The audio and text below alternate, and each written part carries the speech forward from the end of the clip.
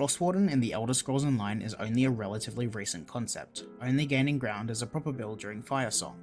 Now with subclassing entering the game, you no longer need to simply be just a Warden, as you can freely swap up to 2 of your skill lines for skill lines of 2 other classes, or you can swap a skill line on another class for Winter's Embrace. For the longest time, I've played Frostwarden because of Winter's Embrace, which is my favourite skill line in the game, and because of subclassing, my main build will be dropping Animal Companions and Green Balance for Assassination and Gravelord in a build that I'll dub the Frost Deathblade. I think that Animal Companions is still an awesome line, but I don't personally enjoy dealing with needing to use the bear, even though I got used to rotating Subterranean Assault, casting Fetra Infection, Cutting Dive, and Blue Betty. This isn't to say that I recommend dropping the line just because I'm doing that, but honestly I just think there's so many great lines you can pick up to supplement your gameplay. Hell, if you want to play with Stormcalling or Ardent Flame or even something like Adric Spear, you absolutely can do that and do some great damage. Subclassing allows you to build whatever you want. While there's always going to be some meta build out there, you're watching this video because you're already thinking about or already playing Frostwarden, which is already a theme build. Optimizing my Frost DPS Warden build was really fun to do, and I'll keep doing it too. However, it's just that now I can't really call myself a Frost Warden build anymore, which is why I think it's more accurate to say that I'm just a Frost DPS player now, as at the core of it, playing a Winter's Embrace build is the kind of thing where you really want to lean into it, as taking its passives doesn't really give you much benefit unless you're using Winter's Revenge and Arctic Blast. Frost damage builds aren't really fully realized yet anyway. We can take stuff like Boneyard and Gravelord and Tentacular Dread and Herald of the Tome, but even then there's still not really enough to fix the fundamental issues that Frost DPS builds have, as we still want supplemental damage skills like Relentless Focus, Blighted Blastbones, or possibly even Fate Carver. So what does the playstyle need? During this update's PTS cycle, I made this post on the forums, when ZeniMax announced that they were temporarily buffing the once again reworked Piercing Cold, from 10% increased frost damage to 15%.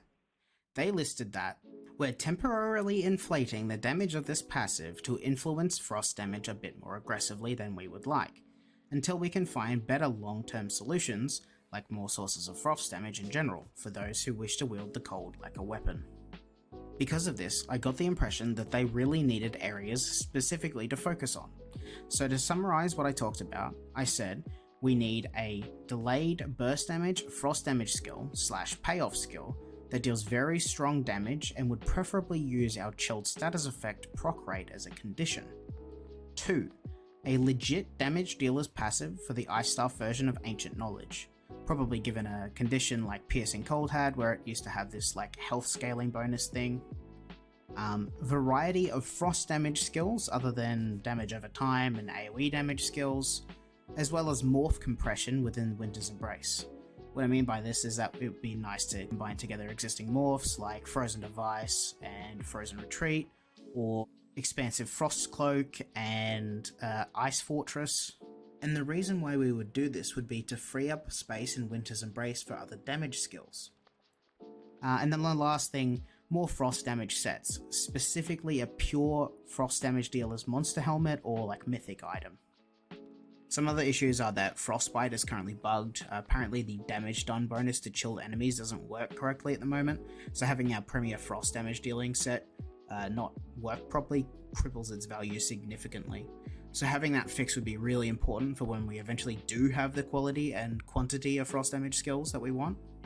Additionally, Ysgrimmor's Birthright and other sets in the same category as it are like really bad. They're really outdated, horrendously tuned compared to current new sets, and sets like that just need to be reworked immediately.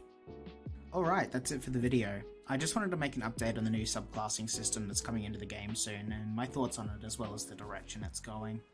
I've been in the forums for many years now, leaving constant posts like this one in the video. If you want to support what I'm doing, feel free to leave a comment on my ESO posts on the forums, or leave a comment on the video, or even join the ESO Frost Discord that I'll put a link to in the description. We still have a ways to go before Frost DPS builds are more than just theme builds, and I'm really grateful for any support. Thanks.